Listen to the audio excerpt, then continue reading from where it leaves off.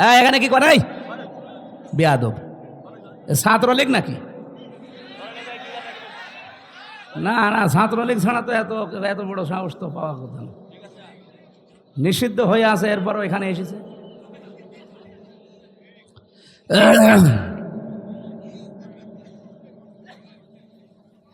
কে নিষিদ্ধ না? ওরা নিষিদ্ধ জিনিস এখানে আসবে কেন? আমাদেরকে 1 তারিখে নিষিদ্ধ করেছিলেন, আমরা 5 দিন গা ঢাকা দিয়েছিলাম। তা আপনাদের নিষিদ্ধ, আপনি যতদিন শুদ্ধ না হন ততদিন গা ঢাকা দিয়ে থাকেন। স্বরাষ্ট্র উপদেষ্টা গত পরশুদিন কি ঘোষণা দিয়েছেন দেখেছেন?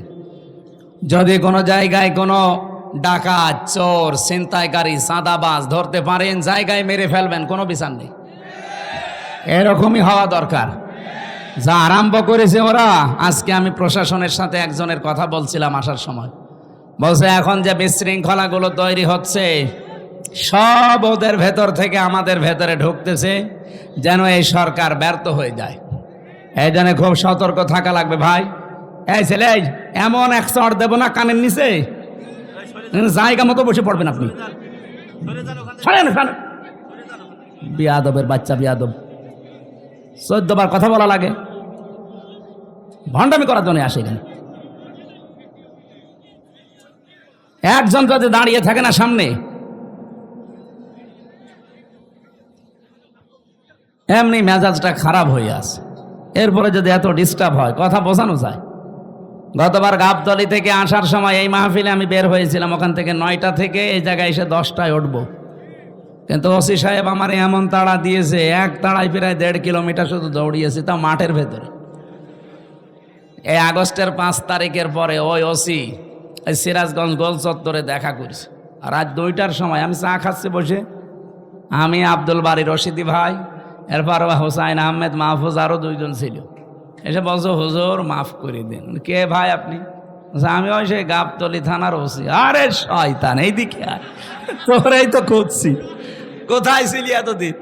বলছো হুজুর আমারে বদলি করে দিয়েছে, আমার নামে বিভাগীয় মামলা হয়েছে, আমি এখন কক্সবাজারে ওই টেকনাফে আসি চুরি করি, মাফ করবো, আগে টাকা ফেরত দেন।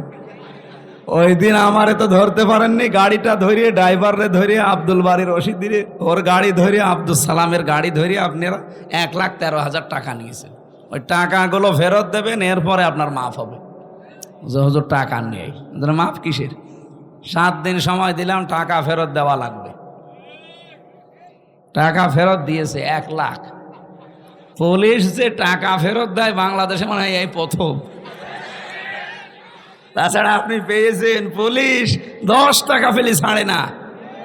আমি প্রথম জেলখানায় গিয়েছিলাম যখন থানার হাজতে ছিলাম, ওখান থেকে যখন জেলে নিয়ে যাবে কয়েকজন তো দেখতে গেছে, বের হওয়ার সময় আমার কাছে টাকা ছিল মাত্র 10 টাকা।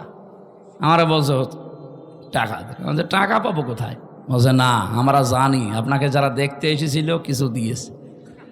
ওরে আল্লাহ, তো জিব্রাইল সব বলে দিচ্ছে। শেষে 10 টাকা দিলাম, তাও খুশি।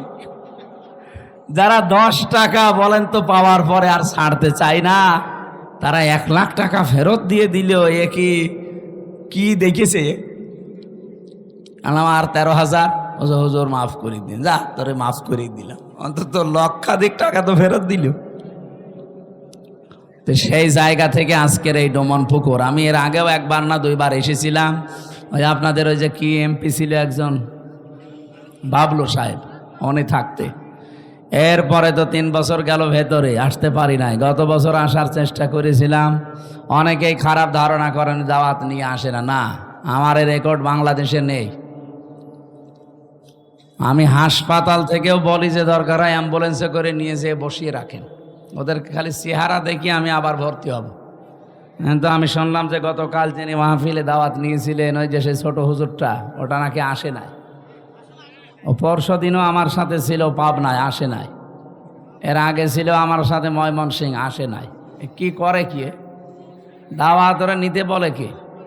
আপনারা জোর করবেন না, আমি জানি তার বাচ্চারা। আমারে অনেকে বলে যে দাওয়াত দিয়ে দেন, আমি দাওয়াত দিয়ে তো আর এক মুসিবতে পড়বো। কারণ 100টার ভেতরে যদি 50টা মাহফিলে না আসে, তাহলে ওদের অবস্থা কি হবে বলেন তো? গতবার এই যে এখানে কোন মুরব্বী যেন হাও মাও করে কাঁদছিল, অথচ আমি তখন দৌড়াচ্ছিলাম মাঠের ভেতর দিয়ে, পা মা কেটে ফ্র্যাকচার হয়েছিল। পরবর্তীতে ভিডিও দেখলাম যে উনি কাঁদতেছে আর আব্দুল সালাম থামাচ্ছে মানুষকে। সুতরাং এই সেই বগুড়া, আমি সেই দিন থেকেই নিয়ত করেছিলাম যদি সময় পাল্টাইতে বাংলাদেশে এই মাহফিল দিয়ে শুরু হবে। যেন আজকে এই মাহফিল শেষ, আগামীকাল থেকে যেহেতু রমজান, প্রিন্সিপাল সাহেব আমার বাসায় জেল থেকে বের হয়ে প্রায় 2 বার গেছে। প্রিন্সিপাল সাহেব একজন কামিল মাদ্রাসার প্রিন্সিপাল, বোঝেন আপনি, আমার বাবারও বড়। ওনার আমি সম্মান ওইভাবে হয়তো দিতে পারি নাই, তারপরেও 2 বার এখান থেকে সেই কুষ্টিয়ায় আসতে যেতে লাগে প্রায় 8-9 ঘন্টা।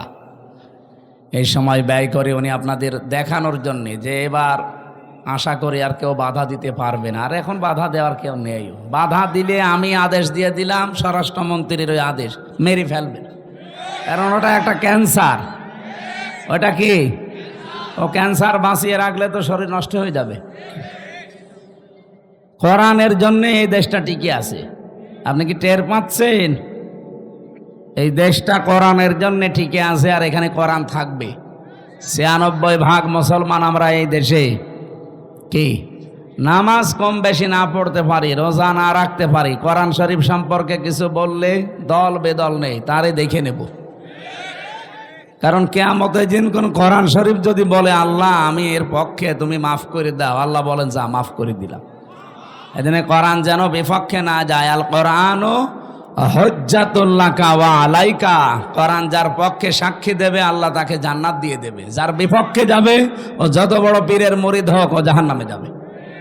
এই জন্য আব্দুল বারী রশিদি সাহেবের উপরে, আব্দুল সালামের উপরে যাদের রাগ, মন খারাপ, ভুল বোঝেন না, এটা আমাদের কোনো দোষ নেই। কোরআন শরীফ আমি মাথায় নিয়ে বলতে পারি, আমি 100 ভাগ চেষ্টা করেছিলাম। ওখানে আমি 8টা থেকে 9টা 1 ঘন্টা কথা বলেছি গাবতলিতে, ওটা ঠিক মতো হয়ে গেল। সেই দিনে মনে হয় প্রধান অতিথি ওখানকার আওয়ামী লীগের একজন সভাপতি না কি যেন উনি ছিল, ওর পরে এখানের একজন ভিপি ছিল প্রধান অতিথিকে আমি জানি না, শাহিন না কিনা, ওনারে আমি কল দিয়েছিলাম ওই দৌড়াতে দৌড়াতে। উনি বলছে হুজুর আপনি আসলে আমি তুলতে পারবো না, তাই আপনি যদি না পারেন আমি যাব কোথায়? শেষে সিএনজি দিয়ে, মোটরসাইকেল দিয়ে কোথা থেকে সিরাজগঞ্জ পর্যন্ত পালিয়ে। এইভাবে হয়। আর আপনারা রাগ করেন যে উনি আসলো না, আমি আসবো কি করে? আমার তো আসতে দেয়নি। এই জন্যে এখন বলছে আসেন, এই মাইক দিয়ে দিলাম, এখন মাইক কেড়ে নেন। কোন মায়ের দুধ খেয়েছেন আমি দেখবো, আসেন। মাইক ছেড়ে দিলাম, কেড়ে নিন।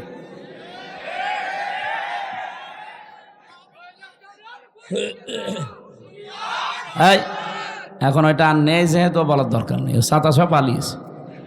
আমি সেদিন মালয়েশিয়া ছিলাম, দেখি ওরা তো আর ওই যে সাহেব পাড়ায় ওঠে না, সব হোটেলে বসে বসে নিচতলায় দেখলাম চা খাচ্ছে। কি গো? বলছো হুজুর আমরা আগেই পালিয়েছি। আর কেন সাহেব পাড়ায় উঠবেন না?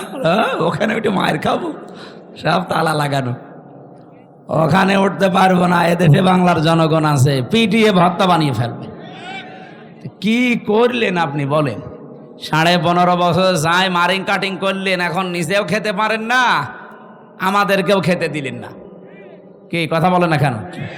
যত টাকা পাচার করেছিলেন, টাকাগুলো যদি এই দেশে থাকতো, এই যে প্রায় 36 লাখ যুবক এখন বেকার, এদের বেকার থাকা লাগে? বাইরের দেশে যারা রাস্তা ঝাড়ু দেয়, টয়লেট পরিষ্কার করে, রুটি বানায়, আমি নিজে দেখেছি। কেন এই কাজ করা লাগবে বাইরে? যে এদেশটা এত সমৃদ্ধশালী আর এত সম্পদ আল্লাহ এখানে দিয়েছে, বাইরের রাষ্ট্রগুলো পাগল হয়ে যাচ্ছে, বিশেষ করে চীন তো পাগল হয়ে যাচ্ছে দেশটাকে উন্নত করার জন্য, শুধু টাকা ঢালবে। আপনি টাকা নেই দেখলে কি দেখে ঢালবে তারা? এতদিন যে মানুষগুলো দায়িত্বে ছিল, আমাদের যারা ছিল এরা তো না, দায়িত্ব তো দাদারা যা বলেছে তাই করেছে। ওরা আমাদেরকে ভয় দেখাতো আমরা নাকি না খেয়ে মারা যাবো। আরে ভাই, আমাদের বছরে 1 মাস না খেয়ে থাকা ফরজ। কালকে থেকে 1 মাস না খেয়ে থাকা কি? বলেন কেন? আল্লাহর হুকুম তো আছে, আরো 27টা কায়দা আছে।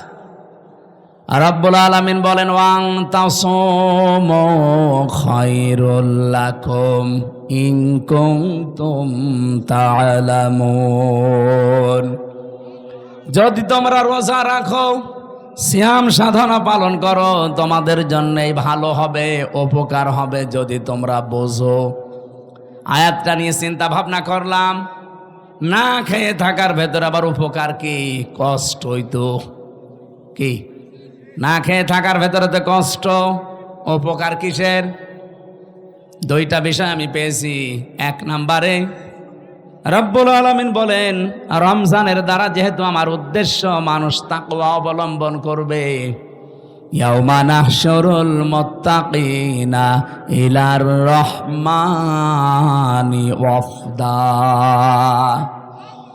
সূরা মারইয়ামের 85 নম্বর আয়াত। কিয়ামতের ওই ময়দানে যখন লক্ষ কোটি কোটি মানুষেরা হাজির হবে, ওই ময়দান থেকে কিছু মানুষকে আল্লাহ আলাদাভাবে অতিথি বানিয়ে রায়ান নামক দরজা দিয়ে প্রবেশ করাবে। তারা হচ্ছে মুত্তাকি। বলেন তো রোজা রাখার দ্বারা উদ্দেশ্য কি? মুত্তাকি। বলেন বলেন।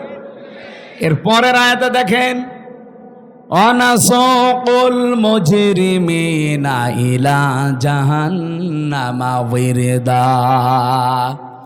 রব্বুল আলামিন বলেন যারা পাপিষ্ঠ এদেরকে আমি আল্লাহ তৃষ্ণার্থ, ওয়িরদা মানে তৃষ্ণার্থ, ক্ষুধার্ত অবস্থায় ধাক্কা দিতে দিতে জাহান্নামের দিকে নিয়ে যাব।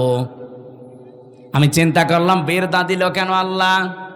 এমনিতে ধাক্কা দেন, আমি জাহান্নামে পড়ে যাই, আবার আমাকে দুর্বল করবেন, তৃষ্ণার্ত করবেন, ক্ষুধার্ত অবস্থায় নিয়ে যাবেন কেন? আমার ছোট্ট মাথায় এসেছে এখান থেকে পৃথিবীতে আল্লাহ রোজা দেওয়ার পেছনে যত কারণ, তার অন্যতম কারণ ধনীদেরকে আল্লাহ বোঝাতে চায় যে না খেয়ে থাকলে কি হয় দেখ। যেহেতু মানুষেরা অনেকেই না খেয়ে থাকে, ক্ষুধার্ত থাকে, তৃষ্ণার্ত থাকে, তাদের ওই দুঃখ, কষ্ট, যন্ত্রণায় ধনীদেরকে আল্লাহ বোঝানোর জন্যই রোজা দিয়েছেন। এই রোজা যারা রাখে নাই, এই মুজরিম, এই পাপিষ্ঠদেরকে আল্লাহ এমন ধাক্কা দেবে যখন ক্ষুধার্ত এবং তৃষ্ণার্ত থাকবে। বলেন নাউজুবিল্লাহ। রোজা রাখার দ্বারা 3 নাম্বার উপকার যেটা, মানুষ যেহেতু মুত্তাকি হবে, দুনিয়ায় যেহেতু মুত্তাকিদের অনেক কষ্ট হয়, এই জন্যে মুত্তাকি মানুষগুলো শুধু চোখ বন্ধ করতে দেরি হবে। ওয়া উজলিফাতিল জান্নাতু লিল মুত্তাকিনা গায়রা বাঈদ। রব্বুল আলামিন বলেন আমার মুত্তাকি বান্দাদের দুনিয়ার জীবন শেষ হলে ওদের আর কোনো কষ্ট নেই, এমনকি জান্নাতেও হেঁটে যাওয়া লাগবে না। উজলিফাত এ শাব্দিক অর্থ হচ্ছে নিকটবর্তী করে দেবে আল্লাহ। আপনাকে জান্নাত ডাক দিয়ে কাছে নিয়ে তারপরে ঢোকাবে, আপনাকে হেঁটে জান্নাতে যাওয়া লাগবে না। গায়রা বাঈদ, দূরে থাকবে না। জান্নাত আপনার একেবারে কাছাকাছি আল্লাহ পাক পৌঁছিয়ে দেবে। জান্নাতের নিয়ম হচ্ছে জান্নাতের কোনো দরজা বন্ধ থাকে না। হাত্তা ইযা জাউহা ওয়া ফুতিহাত আবওয়াবুহা ওয়া ক্বাল। এই আয়াতটা আমি জেলখানায় যেয়ে বুঝেছি। এর আগে আমি বহু তাফসির পড়েছি, আলেম যারা আছেন তাদেরকে বলছি। এবার আপনারা হয়তো এটা জেনেছেন কিনা আমার জানা নেই। জেলে যাবার পরে আয়াতটা আমার কাছে ক্লিয়ার হয়েছে এইভাবে, আল্লাহ পাক জাহান্নামের যত জায়গায় বর্ণনা দিয়েছেন কোরআনে, জাহান্নামের দরজাগুলো বন্ধ থাকবে এই কথা আছে। জাহান্নামের দরজা কি থাকে? সব বন্ধ থাকে সব সময়, 24 ঘন্টা অলওয়েজ। এইটা পেয়েছি আমি। হাত্তা ইযা জাউহা ফুতিহাত আবওয়াবুহা, এখানে মাঝখানে ওয়া নেই। আল্লাহ পাক বলেন জাহান্নামের ফেরেশতারা যখন ধাক্কা দিতে দিতে ওকে জাহান্নামের গেটে নিয়ে যাবে, জাহান্নামের দরজা তো সব সময় বন্ধ থাকে। যিনি দারোয়ান ফেরেশতা আছে, মালিক দায়িত্বে, তিনি দরজা খুলে দেবে। প্রবেশ করার সঙ্গে সঙ্গে আবার দরজা আটক হয়ে যাবে। কিন্তু জান্নাতের দরজা কোনো সময় আল্লাহ বন্ধ রাখে না, 24 ঘন্টা ওপেন রেখে দেয়। এই মানুষগুলো যখন জান্নাত কাছে নিয়ে এসে আপনাকে প্রবেশ করাবে, জান্নাতের দরজা তো বন্ধ নেই, খোলাই থাকবে। জেলখানায় গিয়ে আজটা বুঝলাম এইভাবে, আমি এর আগে জানতাম না যে জেলখানা এভাবে 24 ঘন্টায় বন্ধ থাকে, কিন্তু এখন দেখলাম যে জেলখানা কিন্তু 24 ঘন্টা তালা লাগানো। যখন কাউকে নিয়ে যায় তালা খুলে ভেতরে ঢুকিয়ে দেয়, আবার যখন ভেতর থেকে আসবে কেউ বের হলে আবার বন্ধ করে দেয়। জাহান্নাম আল্লাহ কিন্তু 24 ঘন্টা পাহারাদার দিয়ে বন্ধ করে রাখে দরজা। জান্নাতি মুত্তাকি বান্দাদের যে বর্ণনা বলছিলাম, এদের যেন কষ্ট না হয় এজন্য জান্নাত কোনো দূরে থাকবে না, একেবারে কাছাকাছি নিয়ে এসে দেবে আল্লাহ। 27টা উপকারের কথা আমি তাফসিরে মাযহারিতে পড়েছি। আমি আলেমদেরকে বলছি নোট করে আপনি নিজে মানুষকে শোনাবেন। 1 নম্বরে উপকার হচ্ছে মাত্র 2017 সালে এটা আবিষ্কার হয়েছে, অটোফেজি। নাম শোনেননি? যেই বিজ্ঞানী এটা আবিষ্কার করেছে ইউশোনারি ওসামি, এর বাড়ি জাপানে। চিকিৎসা বিজ্ঞানের উপরে গবেষণা চালিয়ে লোকটা নোবেল পর্যন্ত পেয়েছে, নোবেল পুরস্কার। 2017 সালে উনি চিন্তা ভাবনা করেছে মানুষের এই শরীর নিয়ে। পুরা বডির ভেতরে 2 কোটির ওপরে কোষ তিনি পেয়েছেন। কত কোষ পেয়েছেন? 2 কোটি। কিন্তু এই 11-12 মাসে একাধারে মানুষ যখন খাবার খেতেই থাকে, তখন ওই পাশাপাশি কিছু কোষ তৈরি হয়। ওই কোষগুলো শরীরের এই 3.5 হাত বডিতে 2টা ক্ষতি করে। 1 নম্বরে আপনার শরীরে হয় ক্যান্সার হবে, নাই টিউমার হবে। বিজ্ঞান এখন 5.5 কেজি রক্ত পেয়েছে আমাদের শরীরে। এই 5.5 কেজি রক্তের ভেতরে 5 প্রকার ক্যান্সার হয়, আর টিউমার হয় 3 জাতের। হয়তো কোনোটা ফুলে ওঠে, কোনোটা ভেতরে থাকে, কোনোটা ফলেও না ভেতরেও থাকে না, রক্তের সাথে আস্তে আস্তে মিশে যায়। এই যে কোষ যেগুলো বৃদ্ধি হয়েছে 11-12 মাস ধরে, এইগুলোর কারণে এই সমস্যাটা তৈরি হয়। চিন্তা করলেন কিভাবে এই কোষ থেকে মানুষকে মুক্ত করা যায়। তিনি 13 বছর একাধারে গবেষণা করেছিলেন। সর্বশেষ তার গবেষণা এটাই এসেছে যে 12 মাসের যদি একটা মাস কেউ দিনের বেলা না খেয়ে থাকতে পারে, 29 কি 30 দিন একাধারে, তাহলে আসল আল্লাহ যে কোষ দিয়েছিলেন 2 কোটি, বাকি যে কোষগুলো বৃদ্ধি হয়েছে ওই কোষ যখন কিছু খেতে না পায় তখন ওই পাশেরটা খাওয়া আরম্ভ করে। আল্লাহর দেওয়া কোষগুলো, এই অটোমেটিক তৈরি হওয়া কোষগুলোকে খেতে খেতে 30 দিনে পোড়াটা সাবাড় করে ফেলে। 30 দিন যদি একাধারে খেতে থাকে, ওর শরীরে অতিরিক্ত আর একটা কোষও বাকি থাকে না। তার মানে কোষ যখন অতিরিক্ত নেই, আপনি ক্যান্সার থেকে বেঁচে গেলেন, আপনি টিউমার থেকে বেঁচে গেলেন। চিন্তা করছে এই তথ্যটা পৃথিবীর কোন ধর্মে আছে কিনা দেখি। 4,500 ধর্মীয় গ্রন্থ দুনিয়ায় আছে এখন। উনি সবগুলো একটা একটা করে মিলিয়ে না, কোনো গ্রন্থে এই তথ্য নেই।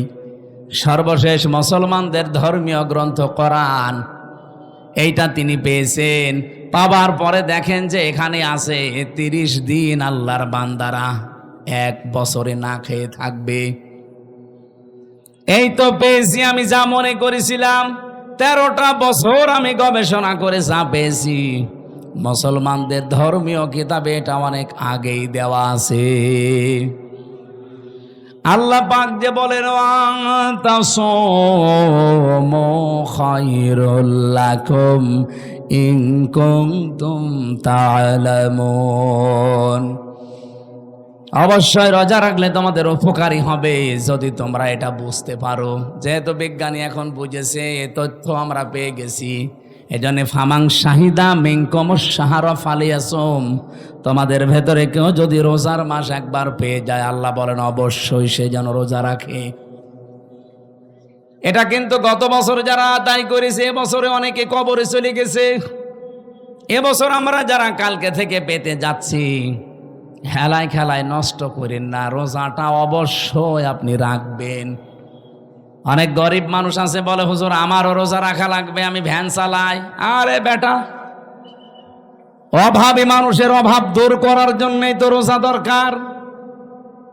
কারণ রোজার দ্বারা আল্লাহ যেটা মানুষকে তৈরি করে দিতে চায় তার নাম কি? তাকওয়া। বলেন বলেন, আরো জোরে বলেন। কোরআনে কারিমের সূরা বাকারার 183 নম্বর আয়াত আমরা পড়েছিলাম। এদিকে তাকান। রাব্বুল আলামিন বলেন, ইয়া আইয়ুহাল্লাযীনা আমানু কুতিবা আলাইকুমুস সিয়াম। ওহে যারা ঈমানের দাবি করো তাদেরকে বলছি, আমি কিন্তু রোজার বিধানটা লিখে দিলাম। কি করলাম? পৃথিবীর কোন বিধান আমি লিখে দিলাম এমন কথা কোরআনে আপনি পেয়েছেন? আর একটা কুতিবা আলাইকুমুল কিসাস, কিসাসের বিধান লিখে দিলাম।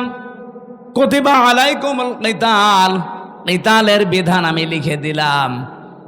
এই দুইটা ছাড়া পুরা কোরআনে আমি কোনো বিধান আল্লাহ লিখে দিয়েছেন পাইনি। হ্যাঁ পেয়েছি, ওগুলো আল্লাহ ফরজ করেছেন। এই জন্য সেখানে ফারদ ওয়াজ পাবেন, ফারদুন। কিন্তু রমজানের ব্যাপারে আল্লাহ কথা বলতে গিয়েই বলেন কুতিবা আলাইকুমুস সিয়াম, আমি কিন্তু লিখে দিলাম সিয়ামকে। আজকের এই জমিনটা যদি আমি সভাপতি সাহেবকে বলি যে স্যার আপনাকে আমি দিয়ে দিলাম, কোনো দাম আছে আমার এই কথার? বলেন বলেন। যদি এটা সই স্বাক্ষর করে দলিল করে স্ট্যাম্প করে বলি এই যে নেন, এ জমির দাম এখন 1 বিঘা 20 লাখ, এই কথা বলেন না কেন? ব্যক্তি তো একই, আগে দিয়েছিলাম মুখে মুখে, এখন আমি দলিল করে লিখে সই স্বাক্ষর করে দিয়ে দিলাম, দাম হয়ে গেছে আকাশ আর পাতাল। আগেরটা কোনো মূল্যই ছিল না, পরেরটার মূল্য 20 লাখ। কথা বলেন ঠিক কিনা? রব্বুল আলামিন বলেন আমি রোজা তো তোমাদের জন্য ফরজ করেছি ফারদ ওয়াজ দিয়ে না, কাতাবা দিয়ে। আমি কিন্তু লিখে সই স্বাক্ষর করে দিয়েছি। এত দামি বিধান এটা আমি আল্লাহর কাছে। পৃথিবীর অন্যান্য বিধানগুলো আমি দুনিয়ায় নাজিল করেছি জিবরাইলকে দিয়ে, আর রোজাটা নাজিল হয়নি, এটা আমি আল্লাহ নিজে আমার রসুলকে আরো সে নিয়ে উপহার দিয়েছি। বিশ্বনবী মুহাম্মদ রাসূলুল্লাহ 50 ওয়াক্ত নামাজ পেয়েছিলেন। ভালো করে শুনবেন, আমি বলার জন্য বলছি, শোনার জন্য শুনবেন না, এখানে কিছু নেওয়া লাগবে। 50 ওয়াক্ত নামাজ পেলেন তিনি, 6 মাস রোজা পেলেন, আনন্দে আসছিলেন। প্রতিমধ্যে হযরতে মুসা নবীর সাথে দেখা। হযরতে মুসা ডাক দিয়ে বলেন, ইয়া রাসূলুল্লাহ আপনার মর্যাদা আমার চাইতে বেশি, কিন্তু অভিজ্ঞতা আপনার চাইতে আমার বেশি, কারণ দুনিয়ার জীবন আমি পার করে এসেছি। আপনি তো জানেন না বাস্তবতা কি। আপনার উম্মতের যে অবস্থা, 60-70 বছরের বেশি ছাতা বাঁচে না, আর আমার উম্মত 1500 2000 বছর হায়াত পেয়েছে। ওরা পাহাড় কেটে বাড়ি বানিয়েছে, এত শক্তিশালী ছিল। একমাত্র একটা রোজা ছিল বছরে, আর একটা মাত্র নামাজ ছিল 1 ওয়াক্ত সারা দিনে। তাই আমার উম্মতরা পড়তো না। আর আপনার উম্মত এত ওয়াক্ত নামাজ দিয়েছে, 6 মাস রোজার আপনি আনন্দ করেন, পারবে না। আপনি যান আল্লাহকে একটু কমান। উনি 1 বার 2 বার 3 বার 4 বার 9 বার ফেরত পাঠিয়েছিলেন। প্রতিবার 5 ওয়াক্ত করে আল্লাহ কমিয়েছেন 5 নং 45 ওয়াক্ত। হযরতে মুসা বললেন না, হবে না, আরেকবার যান। বিশ্ব নবী বলেন, হে ভাই মুসা কি বলেন আপনি? আল্লাহ আমারে দিতে চান আর আপনি বলেন কমান, আমার লজ্জা করছে, আমি আজ যেতে পারবো না। আমার উম্মতের ব্যাপার আমি জানিও, পড়বে কি না পড়বে আমি দেখব, আমি আর যাব না। সঙ্গে সঙ্গে জিবরাইলকে ওই জায়গায় পাঠিয়ে দিয়েছিলেন। তখন তিনি 6ষ্ঠ আকাশে আছেন। রব্বুল আলামিনের ফেরেশতা জিবরাইল এসে বলে, ইয়া রাসূলুল্লাহ আল্লাহ আমাকে পাঠিয়েছেন 2টা বিষয় জানানোর জন্যে।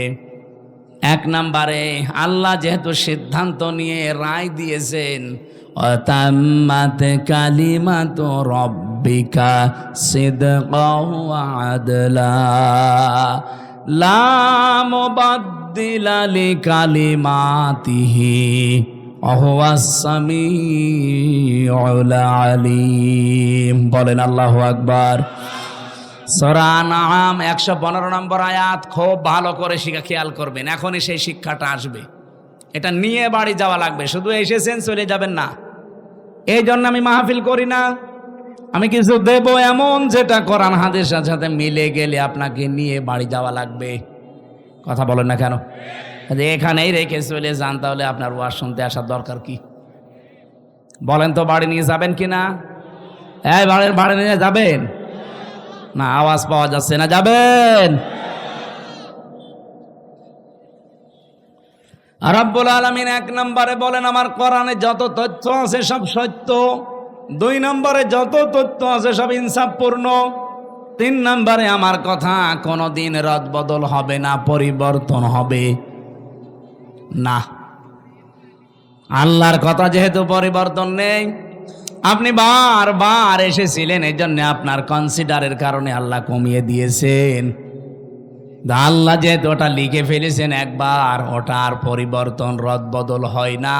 আপনার উম্মতদেরকে বলে দেবেন, যদি তারা 5 ওয়াক্ত নামাজও সঠিকভাবে শিক্ষা নিয়ে পড়তে পারে, আর 1 মাস রোজা যদি হক আদায় করতে পারে, আল্লাহ পাক তাদেরকে 6 মাস রোজা রাখা 50 ওয়াক্ত নামাজ পড়ার সওয়াব দিয়ে দেবে।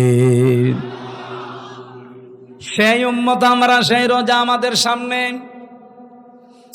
বগুড়াবাসী, এখান থেকে 3 নাম্বার যে কায়দাটা লা মুবাদ্দিলা লিকালিমাতি, যেটা জিবরাইল আলাদাভাবে শুনিয়েছেন, হে নবী আপনার শুধু কনসিডারের কারণে আল্লাহ কিন্তু কমিয়েছে, কিন্তু সওয়াব কমাবে না। যদি 5 ওয়াক্ত হক আদায় করে পড়তে পারে, রোজা রাখতে পারে, আমি আল্লাহ ওইটাই রাখবো যেটা আগে দিয়েছিলাম।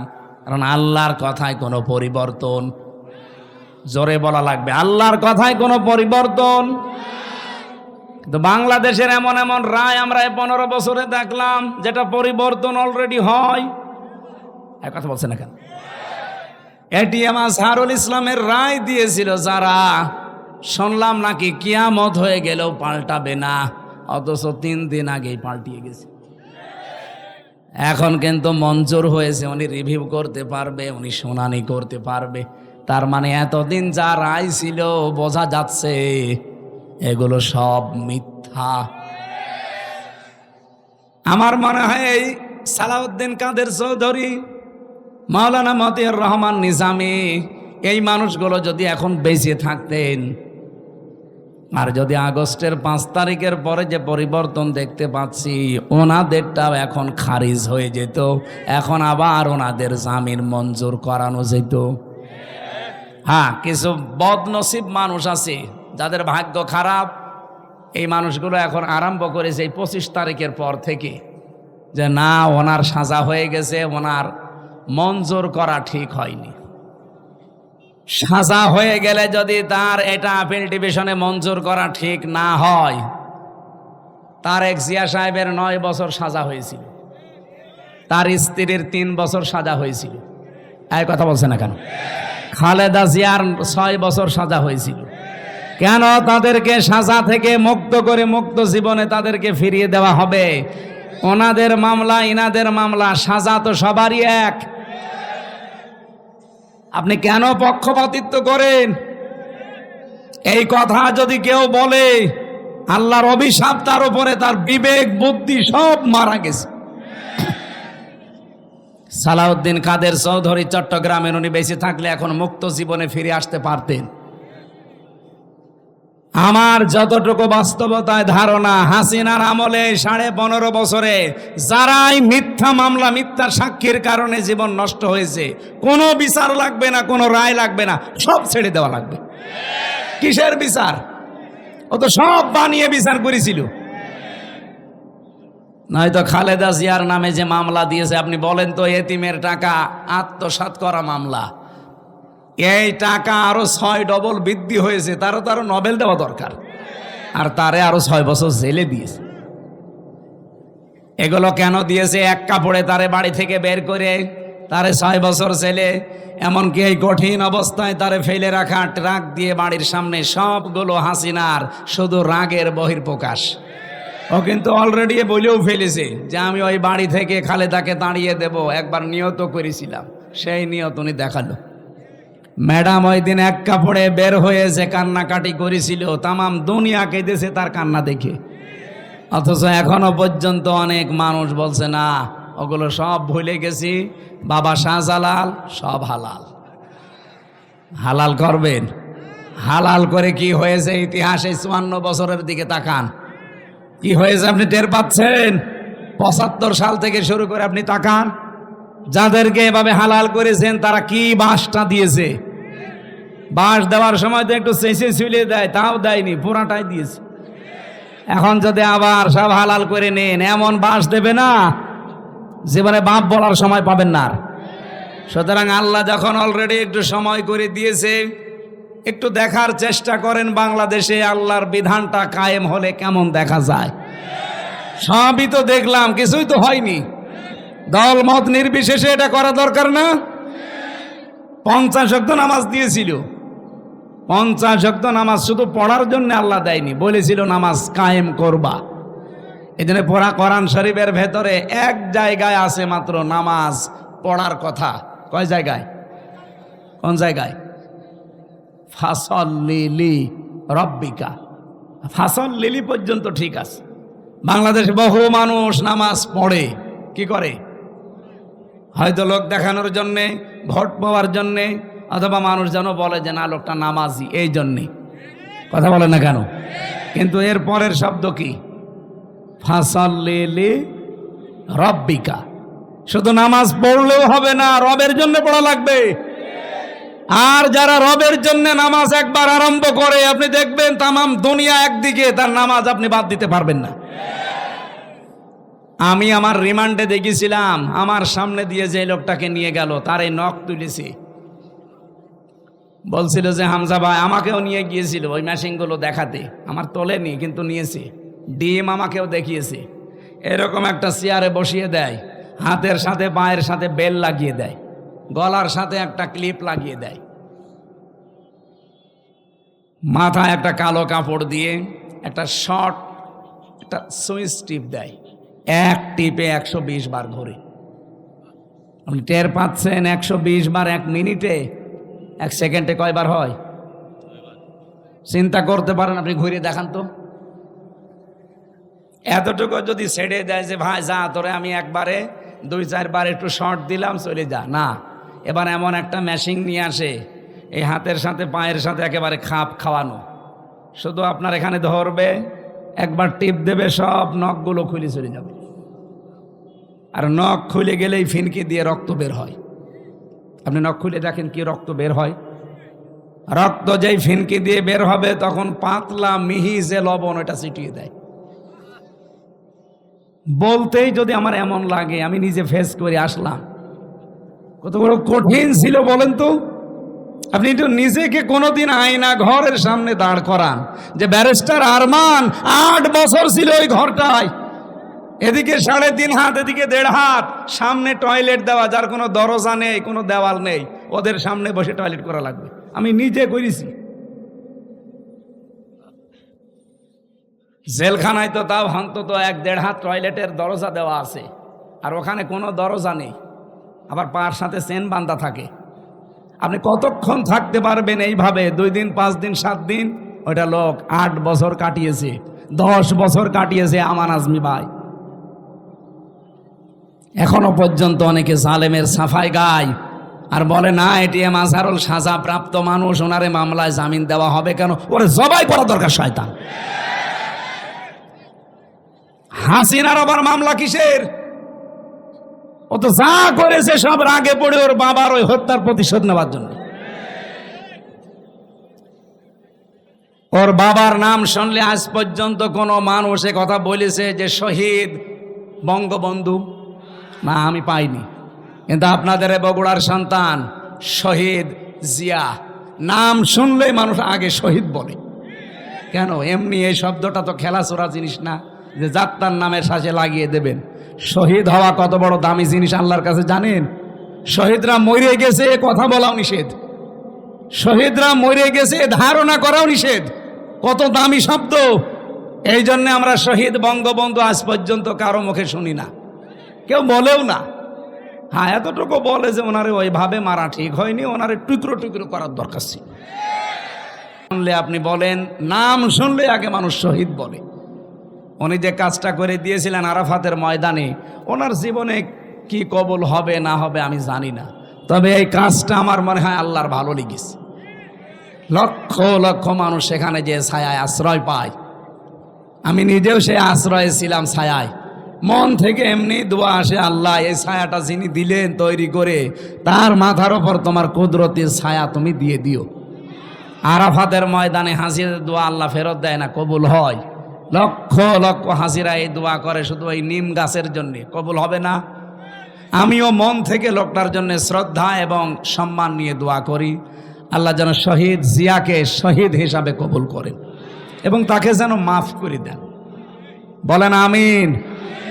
এই জিয়া পরিবারটা আপনারা জানেন একটা মাজলুম পরিবার। তার একটা ছেলেকে মেরে ফেলেছে, বউটাকে জেলে রেখেছিল, একটা ছেলে তো বাইরে। কত বড় কঠিন পরিস্থিতি পার করলো, অথচ এই দলের ভেতরে এখন বাম আর রাম দুই গ্রুপ হয়ে একটা অলরেডি দাদা বাবুদের সাথে বাবা শাহজালাল সব হালাল করার চেষ্টায় আছে। তার একটা গ্রুপ যেটা ডানপন্থী, এরা এত কঠোর, কোনো ভারত না কোনো পাকিস্তান না, এই দেশ চলবে আমাদের নিজেদের ভোটে। আর আমরা এইটাই চাই। এদেশের মাতব্বরি কোনো ভারত না, কোনো চীন না, কোনো পাকিস্তান না, কোনো সৌদি আরব না, এখানে চলবে আমাদের মন মতো। যেহেতু ৯৬% মুসলমান এখানে আমরা বাস করি, আমরা আল্লাহর গোলাম পরিচয় দেই, সুতরাং আমরা আল্লাহর বিধান এখানে চাই। এ ব্যাপারে কারো যদি দ্বিমত থাকে হাত তোলেন, তোলেন। নিরপরাধ কোন মানুষকে এই 15.5 বছরে যাই করেছেন, নিরপরাধ কোন মানুষকে আমরা আর নিরপরাধ কোন মানুষকে 1 সেকেন্ডও জেলে রাখতে চাই না। এই জন্য 15.5 বছরে যারা মিথ্যা মামলার আসামি, যারা মিথ্যা সাক্ষীর জন্য জীবনটা শেষ করে দিল, আমরা চাই কোনো বিচার করার দরকার নেই। আইন মন্ত্রণালয়ে যিনি দায়িত্বে আছেন, আপনি ঢাকা ভার্সিটির একজন শ্রদ্ধাভাজন স্যার, আপনার সম্পর্কে অনেক কিছু তথ্য এখন সামনে আসছে। আশা করছি সাপ তুলতে যে কি কেসও খুঁড়তে যে আবার সাপ বেরিয়ে যেন না আসে। এটা আমার সামনে শুধু এই 10,000 20,000 মানুষ না, এখন 18 কোটি মানুষ আমার সামনে, এটা রেকর্ড হচ্ছে, সারা দুনিয়া চলছে। সবার পক্ষ থেকে আমি আহ্বান জানাচ্ছি, আমার ইমানের দাবি থেকে এটিএম আজহারুল ইসলামকে নিঃশর্তে মুক্তি দিয়ে তার কাছে ক্ষমা চাওয়া হোক। এই কথা বলেন না কেন? এই বৈধ দাবিতে আপনারা নেই? কারা আছেন দেখি তো ভাই, লিল্লাহে তাকবীর। দেখেন তো হাত তোলেনি কে?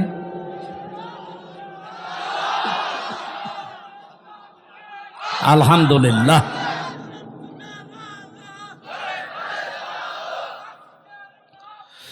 আমার ভাইরা,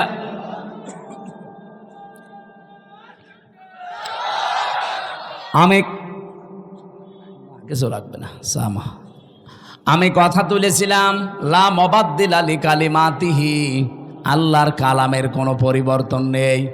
বাংলাদেশের কালামগুলো যে পরিবর্তন এখন হয়ে গেল, এটার দ্বারা আজ আন্তর্জাতিক যে বিচার ব্যবস্থা আছে কি কি পরিগণিত হচ্ছে এই দেশটা আপনি বলেন। সারা বিশ্ব থেকে দেখেন ধিক্কার আসবে যে এই যে বানানো বিচার ব্যবস্থা, ট্রাইব্যুনাল, সবগুলো একজনের আদেশে চলেছে, আর ওনাকে আদেশ দিয়েছে ওনার দাদারা। কথা বলেন না কেন? কি মান থাকলো দেশের? আমাদের দেশটা ডুবিয়ে ফেলেছে একেবারে।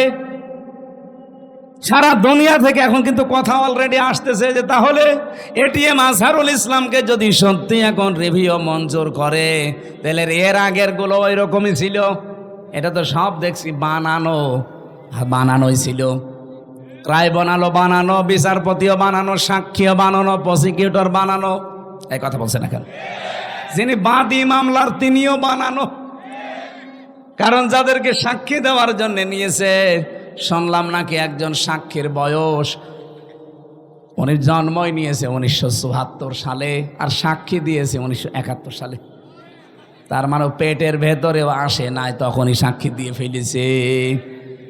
এটা যে পুরা একটা বানানো শখ ছিল, এ দেশের মানুষ এখন একেবারে 100 ভাগ বুঝে ফেলেছি। আল্লাহর নবীর এই হাদিস থেকে যে বর্ণনা দিচ্ছিলাম, 6 মাস রোজা কিন্তু লিখিত ছিল, কোনো রদ বদল আছে? বলেন বলেন। আল্লাহ পাক বলেন আপনার উম্মতদেরকে আপনি দ্বিতীয় এইটা জানাবেন, সত্যি ওরা যদি 1 মাস হক আদায় করে রোজা রাখতে পারে, আমি আল্লাহ পাক গ্যারান্টি দিলাম 6 মাস রোজা রাখার পুরা সওয়াবে আমি দিয়ে দেব। এখন হক আদায় করে এই রোজাটা কি? বিশ্বনবী বলেন, মান সামা রমাদানা ঈমানা ওয়া ইহতিসাবান গফিরা লাহু মা তাকদ্দামা মিন যামবি। এদিকে তাকান, এখানে শিক্ষা আছে। যে ব্যক্তি রোজা রাখে রমজান মাসে ঈমান এবং ইহতিসাবের সাথে, এটা কি? দুইটা বিষয়ে হাদিস আমরা সেই জন্মের পর থেকে শুনেছি, কিন্তু কোনোদিন চিন্তা ভাবনা করেছেন এখানে কি দিয়েছেন আল্লাহ। যে ব্যক্তি রমজানের রোজা রাখে দুইটা জিনিস নিয়ে, এদিকে তাকান। এখানে কথা বলেন কেন? পরে পরে একটু পরে পরে, আগে এই দুইটা শুনে তারপরে যাবেন। আমি আপনাকেও জিজ্ঞাসা করবো, প্রিন্সিপাল সাহেব আপনাকে বলা লাগবে, এতদিন পড়াচ্ছেন, এই দুইটা বলা লাগবে। কেউ যদি সত্যিই রমজান মাসে রোজা রাখে, কয়টা জিনিস সামনে নিয়ে? বলেন বলেন। 1 নম্বরে ঈমান, কিসের সাথে? এখন প্রশ্ন আসতে পারে, আমার ঈমান তো আছে, আমি তো ঈমানের সাথে রোজা রাখি না। আপনি কি ঈমান যদি দাবি করেন যে আমার ঈমান আছে, মাস্ট বি আপনাকে ঈমানের আগে একটা কাজ করা লাগবে। ওইটা যারা করে না তাদের ঈমান টেকে না। ফামায়াকফুরু বিত্তাগুত ওয়া ইউমিনু বিল্লাহ, আল্লাহ পাক নিজে বলেন সূরা বাকারা 256 নম্বর আয়াতের মাঝের অংশে আছে, কেউ ঈমান আনতে চাইলে তার প্রথম কাজ হবে সে যেন তাগুতকে ছেড়ে দেয়। তাগুত কাকে বলে? তাগুতের অর্থ 4টা। 1 নাম্বার তাগুত হচ্ছে ওই শক্তি যে আল্লাহর হুকুম নিজে মানে না, অন্য কেউ মানবে, মানতেও দেয় না। বলেন তো এই তাগুত পৃথিবীতে নেই? হ্যাঁ বলেন না কেন? চারিপাশে আমাদের এই শক্তি আছে, নিজেও মানে না, কেউ মানবে, মানতেও দেয় না। 2 নম্বরে তাগুত শয়তান। 2 নম্বরে কি? 3 নম্বরে তাগুত মানুষের তৈরি করা আইন। এটা আপনার ঘা লেগে গেল না? আমি কি গোপন করে দেব? না, গোপন করার জন্য আসি না, আর গোপন করলে আমার ওয়াজ শোনাও জায়েজ নেই। সুতরাং মানুষের তৈরি করা আইন যারা দুনিয়ায় প্রতিষ্ঠা করার কাজ করেন, আপনি কিন্তু তাগুত। আপনার ঈমান এখনো আনাই হয়নি। আর আপনার এই যে ঈমান দিয়ে আপনি রোজা রাখবেন, রোজার যে পরবর্তী শব্দ গফিরা লাহু মা তাকদ্দামা মিন যামবি, আপনার সব অপরাধ আল্লাহ মাফ করে দেবে। দেবে কি করে? আপনি তো রোজা রেখেছিলেন ঈমান ছাড়া। আপনি কি মনে করেন যে পৃথিবীর অন্যান্য ধর্মে যারা আছে তারা রোজা রাখে না? আমি বাইরের দেশগুলোতে ইহুদিদের সাথে মিশেছি, খ্রিস্টানদের সাথে মিশেছি, বৌদ্ধদের সাথে মিশেছি, আর মুশরিক তো পাশেই আছে। এদের সাথে তো পিরায় পিরায় দেখা হতো আগে, কারণ এই বাংলাদেশের ছাড়া আমার বেশি অনুষ্ঠানগুলো ভারতে হয়েছে। আশপাশে কোনো প্রদেশ আমার বাঁক নেই। এই জন্য আপনাদের চাইতে ওদের সাথে আমার মেলামেশা বেশি আছে। দেখেছি এই বিশ্বের যে কয়টা নাম বলছি, প্রত্যেক জাতি কম বেশি রোজা রাখে, কিন্তু তাদের রোজা আমাদের আল্লাহর নির্দেশ এবং রসুলের দেখানো পথে না। খ্রিস্টানরা রোজা রাখে, ওরা ইফতারি করে না। ইহুদিরা রোজা রাখে, ওরা সেহরি করে না। আর হিন্দু যারা কেউ মরে গেল, ওরাও রোজা রাখে, উপোস থাকে, ওরা সেহরিও নেই, ইফতারিও নেই। আমাদের নবী যে আনন্দের কথা জানিয়েছেন, লিসাইমি ফারহাতান, ফারহাতুন ইনদা ফিতরিহি ওয়া ফারহাতুন ইনদা লিকাই রাব্বিহি। ইবনে মাজাহ শরীফের হাদিস। নবীজি বলেন প্রতিটি রোজাদারের জন্য 2টা আনন্দের জায়গা আছে। 1 নম্বরে ও যখন ইফতারি নিয়ে বসবে সারা দিনের পরে, তখন একটা আলাদা আনন্দ আল্লাহ তাকে দান করবে। 2 নম্বরে যখন এই রোজাদাররা রায়্যান নামক দরজা দিয়ে প্রবেশ করে আল্লাহর সাক্ষাৎ পাবে, এটা সবচাইতে বড় আনন্দের বিষয়। অন্যান্য জাতির রোজা কি আমাদের মতো? বলেন বলেন। তাহলে প্রথম নাম্বারে কি বললাম? রোজা রাখতে হলে আপনাকে এক নম্বরে ঈমান আন, ঈমানের সাথে। আর ঈমান আনতে হলে আগে আপনাকে তাগুত ছাড়া লাগবে। যারা আল্লাহর বিধান মানে না, মানতে দেয় না, এটা মাইনাস, শয়তান মাইনাস। এখন যদি বলেন শয়তান পাবো কোথায়? আছে, শয়তান নেই? যারা অহংকার করে তারা শয়তান, যারা অপচয় করে তারা শয়তান, যারা যৌনতা ছড়ায় তারা শয়তান। এরকম সৃষ্টিতে নেই। আসতে বলেন কেন নেই? শয়তান খোঁজা লাগে। শয়তান তো তারা যারা অহংকার করে, শয়তান তারা যারা অপচয় করে, শয়তান তারা যারা নিজেদেরকে যৌন অঙ্গ যেগুলো গোপন রাখা দরকার এগুলো মানুষকে দেখায়। শয়তান খোঁজার জন্য আমেরিকায় যাওয়া লাগবে? এ বগুড়াতেও শয়তান আছে না? এইগুলো থেকে মুক্ত হবেন। 3 নম্বরে মানুষের তৈরি করা আইন যারা কায়েম করতে চায় এরা শয়তান। এই তাগুতের সাথে যারা আছেন তাদের রোজা হচ্ছে না, এগুলো ছেড়ে দিয়ে রোজা রাখেন, ঈমান হইল। 2 নম্বরে ইহতিসাবান। ইহতিসাব মানে এটা হিসাব থেকে এসেছে। আপনাকে একেবারে পঙ্খানো হিসাব নিকাশ করে করে সামনের জীবন আপনি চালাবেন। কি দিয়ে? অল ফুরকান। কোরআনের 55টা নাম আছে, তার একটা নাম হচ্ছে ফুরকান। নাম কি? সত্য মিথ্যা পার্থক্য করে বাকি জীবন আপনাকে চালানো লাগবে। আমি বলেছিলাম না আজকে একটা ফরজ জানাবো, আর সব ফরজের বড় ফরজ জানাবো। ফরজ হচ্ছে রমজানের রোজা, আর সব ফরজের বড় ফরজ হচ্ছে কোরআন দিয়ে হক আর বাতিল পার্থক্য করে বাকি জীবন চালানো। এই ফরজটা মানা যাবে না, এইটা এখন দরকার। রমজান আসবে, চলেও যাবে 30 দিন পর, কিন্তু আপনি যদি হক আর বাতিল পার্থক্য করে কোরআন দিয়ে জীবন চালাতে না পারেন, আপনার বড় ফরজ আদায় হয়নি, কিয়ামতে ধরা খাবেন। আল্লাহ তাআলা এগুলো এমনি দেয়নি আপনাকে। ইউরিদুল্লাহু বিকুমুল ইসরা ওয়ালা ইউরিদু বিকুমুল উসরা ওয়ালিতুকমিলুল ইদ্দাতা ওয়ালিতুকাব্বিরুল্লাহা আলা মা হাদাকুম ওয়া লাআল্লাকুম তাশকুরুন। ইয়াদের ব্যাখ্যায় আমি পড়েছি, আমার উপরে কথা বলে কারা কইরা? শেষ করে দেব নাকি? বেশি রাত হয়ে গেছে, সেহরি খাওয়া লাগবে আজকে নাকি? সেহরি কালকে, ইনশাল্লাহ কালকে। আর একটু কথা বলবো না শেষ করে দেব? রোজা রাখাই লাগবে, মাস্ট বি। আর হক আর বাতিল পার্থক্য করে কোরআন দিয়ে সামনের জীবন চালানোই লাগবে। তাছাড়া রোজার কোনো উপকার আপনি পাবেন? বলেন। রোজাদারের জন্য অন্যতম উপকার হচ্ছে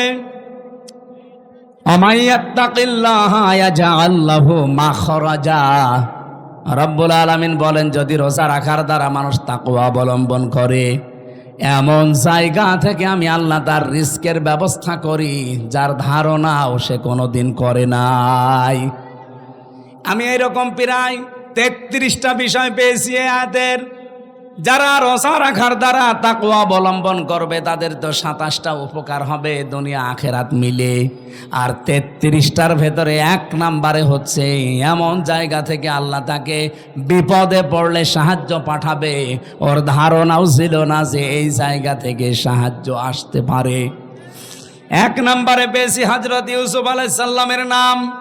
এটা সূরা ইউসুফে 12 নম্বর পারা 17 নম্বর পৃষ্ঠার 1 নম্বর লাইনের 23 নম্বর আয়াতে পাবেন। ওয়ারাওয়াদাতুহুল্লাতী হুয়া ফি বাইতিহা আন নাফসিহি ওয়া গাল্লাকাতিল আবওয়াবা ওয়া ক্বালাত হাইতালাক। রব্বুল আলামিন বলেন, যে মহিলার ঘরে হযরত ইউসুফ ছিলেন, ও কিন্তু তাকে ফাঁসলিয়ে নিয়ে গেছে 7 তলা বিল্ডিং এর উপরে, 7টা দরজায় তালা লাগিয়েছে, নিজের কাপড় চোপড় সবগুলো খুলেছে, আর ডাক দিয়েছে ওয়াকালাত হাইতালাক, আমার দিকে আসো। হযরতে ইউসুফ প্রথমে তিনি বললেন ক্বালা মাআযাল্লাহ ইন্নাহু রাব্বি আহসানা মাসওয়ায়া ইন্নাহু লা ইউফলিহুজ জালিমুন। আল্লাহর সাহায্য চাই। আমার রব, এখানে রব বলতে আমার যিনি দায়িত্বে আছেন, আপনার স্বামী আজিজে মিসর, এই লোকটা আমার দায়িত্বশীল, তার আমানত আপনি আমি আপনার খেয়ানত করতে পারি না। ইন্নাহু লা ইফলিহুজ জালিমুন। এই খেয়াল করেন, ইফলিহু এটা মোজারে, বর্তমান ভবিষ্যৎ, প্রেজেন্ট ফিউচার। ইউসুফ নবী ওখানে যেই মহিলাকে উদ্দেশ্য করে কথা বলছিলেন, ওখানে মহিলা কয়জন ছিল? আরো জোরে বলেন। তাহলে একজন দিলে জালেম দিতে পারতেন, জালিমুন দিলেন কেন? হযরত ইউসুফ যদিও জুলাইখাকে উদ্দেশ্য করে কথাটা বলতে চেয়েছেন, কিন্তু কিয়ামত পর্যন্ত হাজারো জুলাইখার বোন আসবে। কথা বলেন না কেন? হযরত ইউসুফ আল্লাহকে জানাতে চেয়েছিলেন এবং ওই মহিলাকে শোনাতে চেয়েছিলেন, কোনদিন কোন জালেম সফল হচ্ছে না, হবে না। ওই আয়াতটা কোরআনে এখনো আছে না নেই? আরো জোরে বলেন, আছে না নেই? সুতরাং যারা জালেম হবেন, চর্মচোখে মনে হবে হ্যাঁ অনেক কিছু পাচ্ছি, অনেক উন্নতি হচ্ছে। যদি জুলুম আপনার ভেতরে পাওয়া যায়, আল্লাহর কসম কোনোদিন আপনি সফল হতে পারবেন না। যে জায়গার ইচ্ছা করেছিলেন ওখানে যাওয়ার আগে আপনার পতন হবে। পৃথিবীর কোন জালেম সফল হয়নি এর আগে, কোনোদিন আর হবে? যদি হয় তাহলে আয়াত মিথ্যা হয়ে যাবে, আল্লাহ তার কোরআন মিথ্যা করবে। এজন্য কোন জালেমকে আল্লাহ সফল হতে দেয় না। আর জালেমের বিরুদ্ধে আল্লাহ নিজে কিয়ামতে মামলা দায়ের করবে। বাংলাদেশে 1628 জন মানুষ দায়িত্বে ছিল, এখনো 100 জনের প্রায় 90 জন ওই রকম মানুষই আছে যারা এই তিনটা নাম নির্বাচন করেছে, ডিসি, এসপি, টিওনো। আমার মনে হয় এগুলোকে সব এই মুহূর্তে ঝাঁটাই করা দরকার। কারণ এরা যদি থেকে আবার নির্বাচন হয়, সংস্কার না করে ওই আবার দিনের ভোট রাতে হবে, আবার 154 জন হবে। এই কথা বলছে না কেন? আমরা চাই এগুলো একটাও যেন না থাকে। যারা আছে সবগুলোকে বিদায় করেন। এই 15.5 বছরে যারা বৈষম্যের শিকার ছিল তাদেরকে নিয়ে এসে বসান। আমি কি বেশি বলছি? এটা না করে আবার নির্বাচন করেন, ওই আবার দিনের ভোট রাতে হয়ে যাবে। কারণ সেই ওসি, সেই ডিসি, সেই এসপি, সেই টিওনো এখনো পর্যন্ত আছে না। এই জন্য 1628টা চেয়ারে একটাও পুরাতন মানুষ থাকা যাবে না। গত কয়েকদিন আগে প্রায় 44টা ডিসি অলরেডি পাল্টিয়ে গেছে, তাদের অবসরে দিয়ে দিয়েছে বাধ্যতামূলক। ডক্টর মোহাম্মদ ইউনুস 2 নবীর নাম নিয়ে বসে আছে। মোহাম্মদ ইউনুস কয় নবীর? 2 নবীর নাম নিয়ে কাজ করছে যে না একটাও রাখবো না। যেগুলো জালেমকে সাহায্য করেছে একবারে 44টা ডিসি শেষ। বলছে আপনারা বাধ্যতামূলক অবসরে। বলছে না আমাদের তো এখনো বয়স শেষ হয়নি। বলে না, শেষ হয়ে গেছে। নির্বাচনের আগে হাসিনা যেমন করেছিল, চাচা এরশাদের কাছে যে বলছে আপনি অসুস্থ, বলছে কই আমি তো ভালো। না আপনি অসুস্থ, চলে হাসপাতালে ভর্তি করে একটা ইনজেকশন দিয়ে শুয়ে রেখেছে, থাক। আমার মনে হয় এইটাই করা লাগবে। এই 1628টা যারা আছে একটাও আমরা দেখতে চাই না।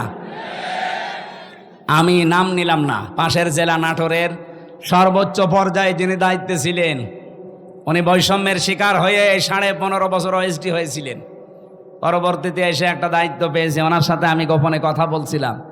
উনি বলছিল হুজুর এখনো পর্যন্ত 100 জনের 90 জন ওই শয়তানরাই আছে। তা আপনারা আমরা চিল্লা পাল্লা করে কি ওগুলো পাল্টানো লাগবে কি? 9 দফার ভেতরে সংস্কার একটা নেই?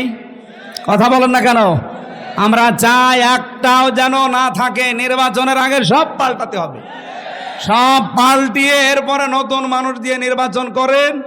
এদেশে যারা যাবে তাদেরকে আমরা ওয়েলকাম জানাবো, কিন্তু জালেম হবেন না। যদি জুলুম করেন, হানিফের বাড়ির দিকে তাকান, কুষ্টিয়ার। জুলুম করার কারণে তার বাড়ি মাটির সাথে মিশে যায়নি, ওর পায়খানার প্যান পর্যন্ত মানুষ খুলে নিয়ে চলে গেছে। এজন্য আগামীতে যারা আসবেন চেয়ারে বসবেন, যদি জুলুম করেন কারো উপরে, 5 বছর পরে দেখবেন আপনার বাড়িও শ্মশান হয়ে গেছে। গতকালকে ঝিনাইদহ ছিলাম, বলছো হুজুর এই জায়গায় হিরণ চেয়ারম্যানকে পিটিয়ে মারার পরে ন্যাংটা করে পেছনে বাঁশ দিয়ে খাড়া করে রেখেছিলাম। সেই জায়গাটা দেখলাম। হিরণ চেয়ারম্যান কত অত্যাচার করেছে নারী পুরুষের উপরে, সে জুলুমের প্রতিশোধ 5 তারিখে একেবারে বিকালে 1 ঘন্টার ভেতরে মানুষ পিটিয়ে মেরে ফেলেছে জায়গায়। এরপরে আবার টাঙিয়ে রাখছে, ও রাস্তার মোড়ে টাঙিয়েছে, আবার পেছনে দিয়েছে বাঁশ, আর ওই ছোট ঠ্যাং কেটে ফেলেছে।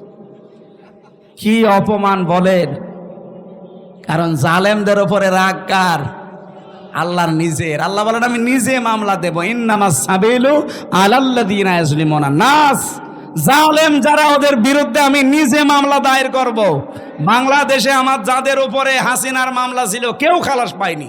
তারেক জিয়া থেকে শুরু করে খালেদা জিয়া থেকে শুরু করে এটিএম আজহারুল, আমির হামজা, মামুনুল হক, দেখেন হাসিনা যার বাদী সবগুলো জেল খেটেছি। কারণ সর্বোচ্চ যিনি তিনি বাদী হলে আপনি আর যাবেন কার কাছে? আর কিয়ামতে যিনি সর্বোচ্চ কে? উনি বলছে আমি বাদী হব মামলার, আপনার কোন উকিল দাঁড়াবে?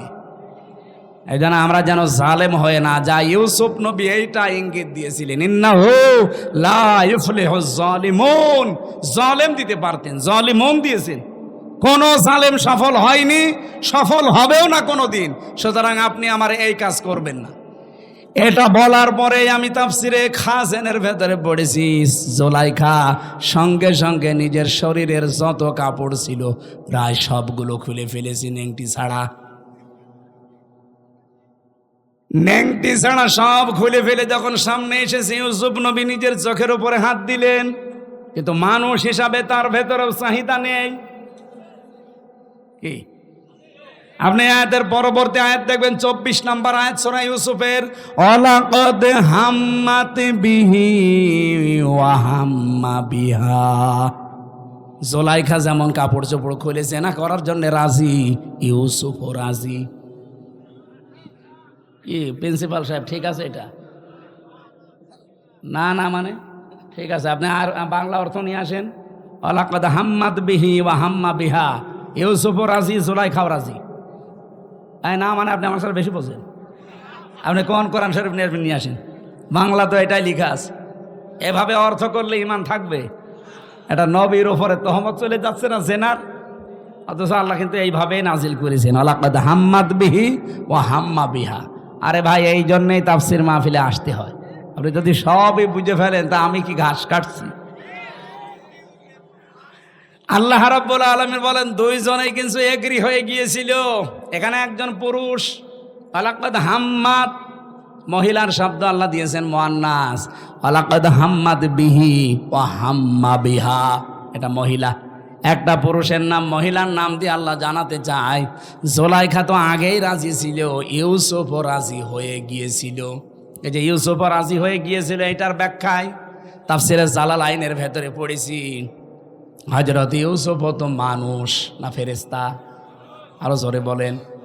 মানুষ হিসাবে চাহিদা আমাদের চাইতে ওনার 100 গুণ বেশি ছিল। কারণ আমার হাতের ভেতরে যে শক্তি আছে, হযরত ইউসুফ নবী ছিলেন, এক একজন নবীর ভেতরে আমাদের মতো 100 আমির হামজার শক্তি আছে। আমি মেয়ে লোক দেখলে যদি কন্ট্রোল হতে না পারি, আর তাও যেমন তেমন কালো ধলা, আর উনি পেয়েছে বিশ্ব সুন্দরী, তাও উলঙ্গ। আপনি চিন্তা করতে পারেন, পৃথিবীতে আমি 4 জন মহিলার নাম পেয়েছি, আল্লাহ তাদের সব চাইতে সুন্দর করে বানিয়েছিলেন। 1 নম্বরে আমাদের আদি মাতা হযরতে হাওয়া, 2 নম্বরে জুলাইখা, 3 নম্বরে পেয়েছি হযরতে ইব্রাহিম নবীর বড় স্ত্রী সারা, 4 নম্বরে আমাদের নবীর মেয়ে ছোটটা ফাতেমাতুজ জোহরা। এত সুন্দর করে আল্লাহ যারে বানিয়েছে। আর ইউসুফ নবীও আমাদের মতো সাধারণ ওই হাড় বাল খাওয়া লোক না। কি আপনি বগুড়ার মোড়ে মোড়ে দেখেন ইন্ডিয়া হারবাল, কলকাতা হারবাল। ওনার ভেতরে 100 আমির হামজার যৌবন ছিল। চিন্তা করা যায় কত কঠিন পরিস্থিতি পার করছেন। এই জন্য আল্লাহ বলেন হাম্মাত বিহি ওয়া হাম্মা বিহা। জুলাইখা যেমন রাজি আগে থেকে, ইউসুফ রাজি হয়ে গিয়েছিল। লাউলা আর বরহানা রব্বি, যদি তার রব তাকে কিছু দলিল আর প্রমাণ না দেখাতেন। এই যে আমি তাফসীর থেকে নোট করেছি, আল্লাহ পাক বলেন তাকে যদি কিছু দলিল প্রমাণ আমি না দেখাতাম, সেও কিন্তু রাজি হয়ে গিয়েছিল। কি দলিল দেখিয়েছিলেন? এখানে 3টা জিনিসের নাম আছে জালালাইনে। 1 নম্বরে উনি দলিল দেখলেন, ওই ঘরের ভেতরে হযরত জিবরাইল হাজির হয়ে গেছে। কেন হাজির হয়েছিলেন? 1 নাম্বার কারণ হচ্ছে এত কিছু সামনে পাওয়ার পরেও হযরত ইউসুফ এগিয়ে যাননি, উনি খালি পিছাচ্ছিলেন। আর জুলাইখা এগিয়ে যাচ্ছিল, এই যে পিছিয়ে ছিলেন এতটুকু আল্লাহর ভালো লেগেছে। রব্বুল আলামিন এই জন্যেই তার কাছে পাঠিয়েছে প্রথম একটা চিঠি। হযরতে জিবরাইল মেলে ধরেছিল, আমি তোমার মালিক বলছি, তুমি কিন্তু জেনা করতে পারো না। 2 নম্বরের দলিল হযরত ইয়াকুব আলাইহিস সালাম, যেন মনে হচ্ছে সরাসরি ঘরের ভেতরে দাঁড়িয়ে বলছে, ইউসুফ আমি তোমার বাবা বলছি, তুমি কিন্তু জেনা করতে পারো না। 3 নম্বরে আকস্মিকভাবে ঘরের ভেতরে একটা অন্ধকার পরিস্থিতি তৈরি হয়ে গিয়েছিল। এই 3টা দলিল দেখার পরে হযরত ইউসুফ মনের ভেতরে যে আশাটা ছিল, ওই আশাটার উপরে ভর করে তিনি কিন্তু জানতেন না যে সবগুলো দরজায় তো তালা মারা, কোনো জায়গায় লাভ নেই। আর মেয়েটাও বলেই দিয়েছে সামনে যে কোনো লাভ হবে না, সব আমার কাছে তালা লাগানো, চাবি এই যে চাবি নিজের কাছে দিয়েছে। হযরত ইউসুফ শুধু মনের ওপরে জোর দিয়ে আল্লাহর ওপরে ভরসা করে তিনি যখন দৌড় দিয়েছেন, দরজার কাছে যাবার পরে খাজেনে পাবেন, খাজেন তাফসির, দরজা প্রথম যেটা ওর কাছে যাবার পরে দেখে না, দরজা খোলে না। মনে মনে সিদ্ধান্ত নেন, আল্লাহ আমি তো তোমার ওপরে ভরসা করে মনের ওপরে জোর দিয়ে এ পর্যন্ত দৌড়িয়ে এসেছিলাম, কমপক্ষে এই বাস থেকে বাস পর্যন্ত, এই ঘরের কোণা থেকে এ পর্যন্ত দরজায় আমি আসলাম, কিন্তু দরজা তো যে অবস্থা, এ তো নিজে মানুষের ভাঙা সম্ভব না, তালা লাগানো। ইউসুফ নবী এই কয়েক সেকেন্ডের ভেতরে ভাবছিলেন ওর মহিলাও দৌড় দিয়েছে। প্রথম নাম্বারে যখন 1 পা 2 পা করে জুলাইখা এগিয়ে আসে, ইউসুফ নবী তো চোখ বন্ধ করেছিলেন, হঠাৎ চোখ খুলে দেখে দরজা খুলে গেছে। রব্বুল আলামিন বলেন, ওমাইয়াত্তাকিল্লাহা ইয়ারযুকহু মিন হাইসু লা ইয়াহতাসিব ওমাইয়াতাওয়াক্কাল আলাল্লাহি ফাহুয়া হাসবুহ ইলা আখির আয়া। সূরা তালাকের 2 এবং 3 নম্বর আয়াতে আছে, আল্লাহর প্রতি কেউ যদি তাকওয়া অবলম্বন করতেই পারে, অবশ্যই আল্লাহ এমন জায়গা থেকে তার রাস্তা তৈরি করে দেয় তার ধারণাও ছিল না। ইউসুফ নবী কোনো দিন ধারণা করে নাই যে দরজা খুলতে পারে। খুলেছে কে? কিসের কারণে? তাকওয়া। বলেন বলেন। আমরা রমজান আল্লাহ দিল এইটা তৈরি করার জন্যে। নারী পুরুষ সত্যি যদি এইটা আজ তৈরি করতে পারি 1 মাসের ভেতরে, আগামী বাকি জীবনে এমন এমন জায়গায় বিপদে পড়বেন, সাহায্য আল্লাহ পাঠাবে যেটার ধারণাও আপনার ছিল না। ওই আল্লাহ এখনো নেই। ওই আল্লাহর দিকে তাকিয়ে রমজানের হক আদায় করে রোজা রাখার চেষ্টা চালানো দরকার। আমি শেষ করে দিলাম না, এখানে কিছু কাজ আছে না, মানে আমি শেষ করছি না। এইটা কি করেন আপনারা? ভেতরে যারা দাঁড়িয়ে আছেন ব্যাগ নিয়ে আপনারা দাঁড়ান, দাঁড়িয়ে ওই পাশ থেকে এই পাশে চলে আসেন, এরপরে আমি শুরু করছি। এখানে আমাদের প্রধান অতিথি আজকে মিল্টন ভাই না, প্রধান অতিথি। এত ব্যস্ত মানুষ এতক্ষণ বসে আছেন, আপনি 2 মিনিট দোয়া শেষ চলে যেতে পারতেন। এতক্ষণ বসে আছে আলহামদুলিল্লাহ আমাদের বড় ভাই মিল্টন ভাই, উনি আপনাদেরকে সালাম দেবে, দোয়া নেবে, এরপর আমার আলোচনা দেখি কত দূর কি করা যায়, এরপরে দোয়া করব। মাহফিল তো এবছরের মতো এটাই শেষ। বাবা শাহজালাল আজকে সব হালাল করে ধুয়ে যাব। ভাইয়ের কাছে দেন। এই সভাপতি আছে আমাদের শাহাবুদ্দিন স্যার, এরপরে আমাদের মিল্টন ভাই আছে। এই কথা বলেন না কেন? আপনি বলেন, আপনি ঘোষণা দিয়ে দেন নাম। এই মাইকটা দেন, মাইকটা দেন। এই যারা টাকা পয়সা দিতে চান ওনাদের কাছে দিয়ে দেন। বিসমিল্লাহির রহমানির রহিম। আজকে বক্তব্য রাখবেন আজকের এই অনুষ্ঠানের প্রধান অতিথি, প্রধান আকর্ষণ, শাহজাহানপুর গাবতলী সাংগঠনিক দায়িত্বপ্রাপ্ত নেতা, যিনি 2018 সালের যিনি ধানের শীষের মনোনীত পেয়েছিলেন, গাবতলী থানা বিএনপির সংগ্রামী সভাপতি জনাব মোর্শেদ মিল্টন।